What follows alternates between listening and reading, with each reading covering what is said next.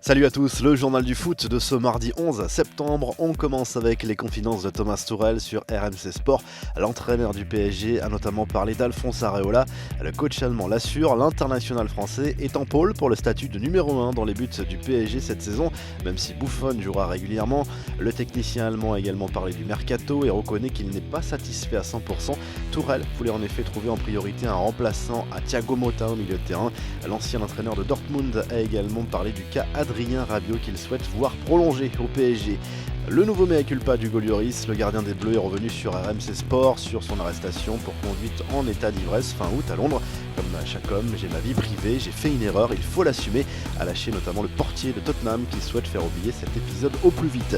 L'OM connaît la sanction de l'UEFA sur la scène européenne. Le club olympien a été condamné en appel à disputer un match à huis clos total et deux autres à huis clos partiel pour les incidents survenus la saison dernière en Europa League. La bonne nouvelle pour les dirigeants marseillais vient de la levée de la menace d'exclusion d'une compétition européenne. L'OM devra également payer une amende de 100 000 € et dédommager l'OL pour les dégâts occasionnés au Groupama Stadium en mai dernier. Le 20 septembre prochain, le club olympien recevra donc Francfort en Europa League dans un stade Vélodrome entièrement vide. Les trophées The Best seront remis le 24 septembre à Londres et on commence à y voir plus clair. La FIFA va désigner son 11 de l'année 2018. 5 gardiens, 20 défenseurs, 15 milieux de terrain et 15 attaquants ont été présélectionnés. Le Real Madrid est largement représenté avec 11 joueurs retenus au total. L'Espagne et la France sont les deux pays qui placent le plus de joueurs dans cette pré-liste. Benjamin Pavard, Raphaël Varane, Samuel Umtiti, N'Golo Kanté, Paul Pogba, Karim Benzema, Antoine Griezmann et Kylian Mbappé prétendent à une place dans l'équipe type de la saison dernière.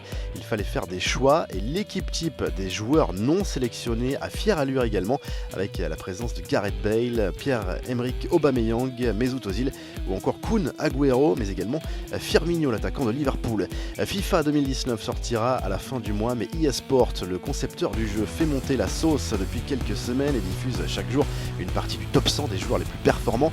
Entre la 21e et la 30e place, on retrouve Coutinho, Lloris, Marcelo, Isco, Cavani, Dybala ou encore Mohamed Salah. La note globale de l'international égyptien d'ailleurs provoqué l'étonnement, voire la colère des fans de Liverpool. On termine avec la revue de presse du jour. L'équipe vous offre ce mardi un gros décryptage des clubs de Ligue 1 avec le mercato, les ambitions, les systèmes de jeu. Dans France Football, Corentin Tolisso est revenu sur l'accueil chaleureux que lui a réservé le vestiaire du Bayern de Munich après le titre de champion du monde. Et même Franck Ribéry se serait montré fier de l'équipe de France. Les quotidiens espagnols parlent très largement du choc entre la Roja et la Croatie à l'image de Marca et AS ce soir.